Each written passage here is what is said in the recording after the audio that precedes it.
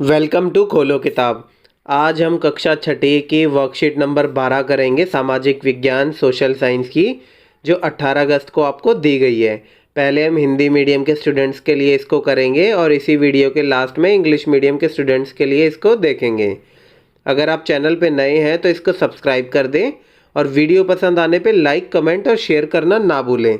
तो चलिए स्टार्ट करते हैं। सबसे पहले विद्यार्थी अपना नाम लिखेंगे और यहाँ कक्षा अध्यापक का नाम। अध्याय नंबर 1 है, ये बताया गया है इसमें सौरमंडल में पृथ्वी के बारे में। उपविषय क्या है इसका? पृथ्वी व चंद्रमा। पृथ्वी, सूर्य से दूरी के हिसाब से पृथ्वी तीसरा ग्रह है। अभी हमने पिछली वाली वर्कशीट में देखा भी था कि टोटल 8 ग्रह हैं जो हमारे सूरज के चारों तरफ घूमते हैं, रिवॉल्यूशन करते हैं, रिवॉल्व अराउंड द सन। कौन कौन से हैं? बुध, शुक्र, पृथ्वी, मंगल, बृहस्पति, शनि, यूरेनस और नेपच्यून। यूरेनस और नेपच्यून को अरुण वरुण भी कहते हैं। और साथ ही 3 अलग से भी एक बौने ग्रह हैं जिनको सिरिस, प्लूटो और एरिस भी कहा जाता है। तो इस हिसाब से पृथ्वी सूरज से तीसरी दूरी पे होती है। और वैसे आकार के हिसाब से ये 5वां सबसे बड़ा ग्रह है। सबसे बड़ा ग्रह कौन सा है? बृहस्पति। यह ध्रुव के पास से थोड़ी सी चपटी होती है। ये इसके ध्रुव हैं, यहाँ से थोड़ी सी एक तरीके से दबी हुई होती है, इसलिए इसको भूआब या पृथ्वी के समान आकार का भी इस शेप को कहा जाता है। इंग्लिश में इसको जियोइड भी बोलते हैं। अंतरिक्ष देखने पर पृथ्वी नीले रंग की दिखाई देती है। अब इस चित्र में देखो, आपको नीली सी पृथ्वी दिख रही है। क्यों दिख रही है? क्योंकि इस पे 2/3 भाग पानी से ढका हुआ है पृथ्वी के सतह का, इसलिए इसे नीला ग्रह भी हम कहते हैं।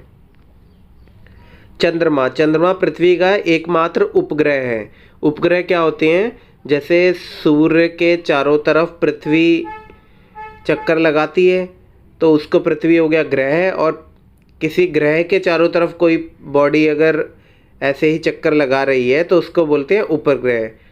तो इसका व्यास पृथ्वी के व्यास से केवल 1/4 है। जितना पृथ्वी का डायमीटर है उसका 1/4 हिस्सा है चंद्रमा। और यह पृथ्वी से कितनी दूर है? 3,84,400 किलोमीटर दूर है। चंद्रमा पृथ्वी का एक चक्कर लगभग 27 दिन में पूरा करता है। जिस प्रकार सूर्य के चारों तरफ पृथ्वी एक चक्कर लगाने में 365 दिन और कुछ घंटे इस्तेमाल करती है, इसी प्रकार चंद्रमा पृथ्वी का एक चक्कर लगाने में 27 दिन लगाता है। चंद्रमा प्रतिदिन अपना आकार तथा स्थिति बदलता रहता है। पूरा चांद हम लगभग 1 महीने में एक बार देखते हैं। इसे पूरे चांद वाली रात को ही हम पूर्णमासी या पूर्णिमा बोलते हैं। इसके पश्चात इसका आकार धीरे धीरे घटने लगता है। 15 दिन के बाद हमें इसे नहीं देख सकते। उसके बाद जिस दिन हम बिल्कुल इस चंद्रमा को देख नहीं पाएंगे उस दिन को हम बोलते हैं अमावस्या कहलाती है, या नया चांद। क्यों? क्योंकि अमावस्या जिस दिन हमें कुछ भी नहीं दिखेगा उसके बाद धीरे धीरे ये चंद्रमा अपना बढ़ता रहता है और पूरे पूर्णमासी वाले दिन पूरा चांद हो जाता है। अब यहाँ नीचे उपग्रह के बारे में बताया गया, जो हमने ऊपर बता भी दिया है। उपग्रह क्या होते हैं? उपग्रह एक खगोलीय पिंड है जो ग्रहों के चारों ओर उसी प्रकार चक्कर लगाता है जिस प्रकार ग्रह सूर्य के चारों ओर चक्कर लगाते हैं। अब रोचक तथ्य ये है कि नील आर्मस्ट्रांग एक अपने होते थे, ये होते थे यूएस के, और ये पहले व्यक्ति थे जो चंद्रमा के ऊपर सबसे पहले जिन्होंने अपना पैर रखा था या कदम रखा था। और कौन सी तारीख को? 20 जुलाई 1969 में।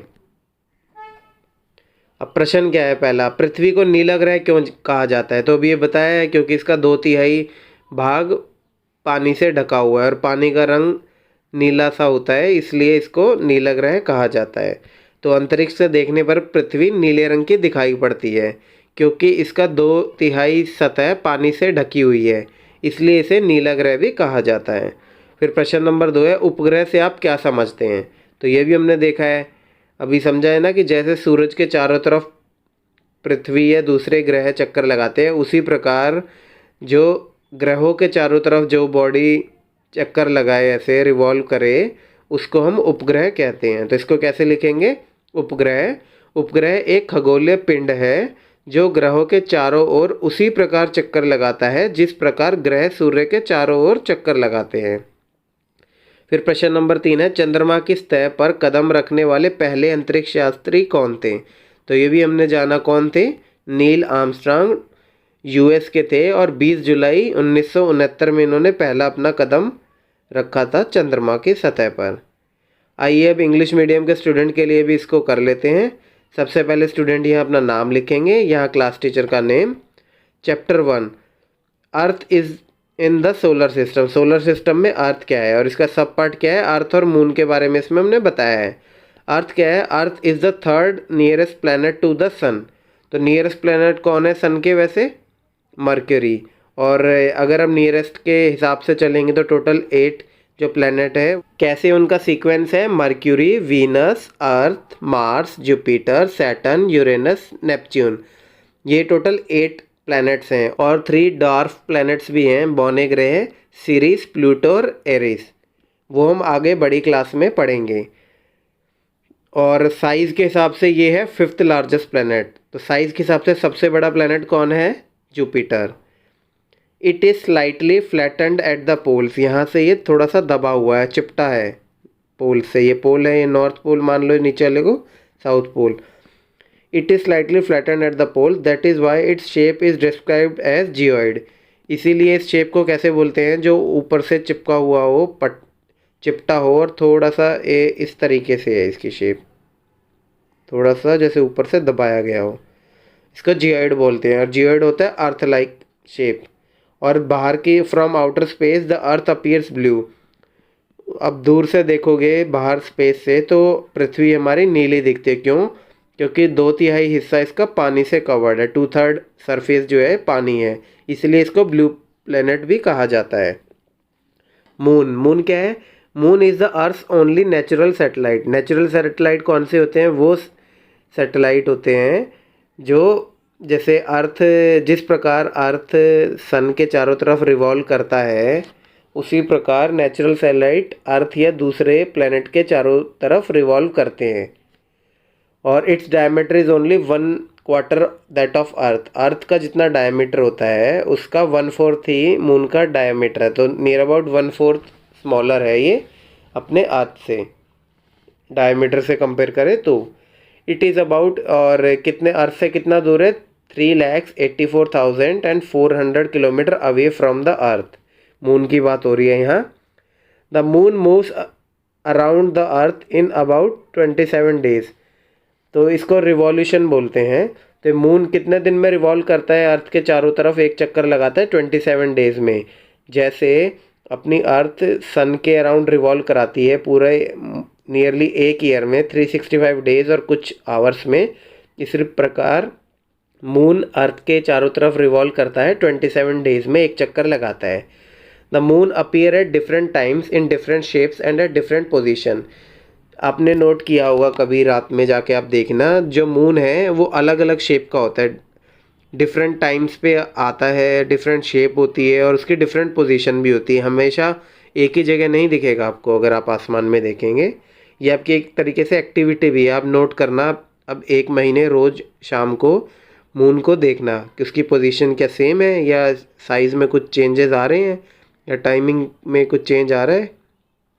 You can see that full moon only once in about a month time. 1 महीने में आप एक ही बार फुल मून को देखेंगे और जिस दिन वो फुल मून नाइट होगी उसको हम क्या बोलते हैं, पूर्णिमा। और उसके बाद इसका साइज़ डिक्रीज़ होने लग जाता है और 15 डेज़ के बाद आप उस मून को देख ही नहीं पाते हैं।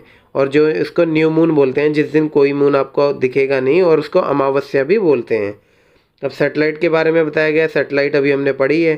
Satellite is a celestial body that moves around the planet in the same way as the planet moves around the sun.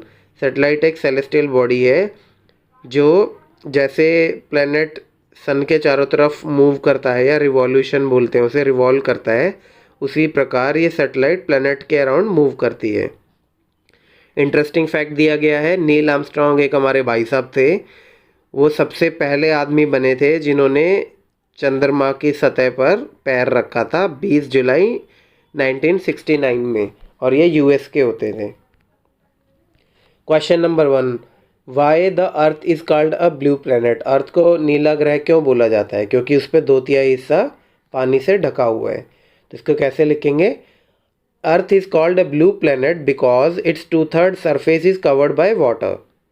Question number 2, what do you understand by a satellite? Satellite से आप क्या समझते हैं? तो ये भी हमने देखा है कि जैसे सन के अराउंड प्लैनेट रिवॉल्व करते हैं, मूव करते हैं, वैसे ही सैटेलाइट प्लैनेट के अराउंड मूव करती हैं। तो इसको क्या लिखेंगे? Satellite is a celestial body that moves around the planet in the same way as the planet moves around the sun. Next question है, who was the first astronaut to step on the surface of the moon? ये भी हमने देखा, Neil Armstrong थे US के, और कब उन्होंने रखा था? 20 जुलाई 1969 में। तो ये लिखेंगे, Neil Armstrong was the first man to step on the surface of the moon on 28 जुलाई 1969। इसी के साथ हमारी ये वर्कशीट कंप्लीट हुई। मिलते हैं नेक्स्ट वीडियो में नेक्स्ट वर्कशीट के साथ। Don't forget to like, comment, share and subscribe the channel. Thank you.